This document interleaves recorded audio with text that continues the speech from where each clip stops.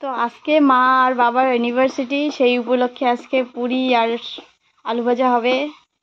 তো ওইদিকে দিদি পুরি আর আলু ভাজা ভাজছে, আর এদিকে মা বেলছে পুরি আর ঝুড়ি ঝুড়ি আলু ভাজা।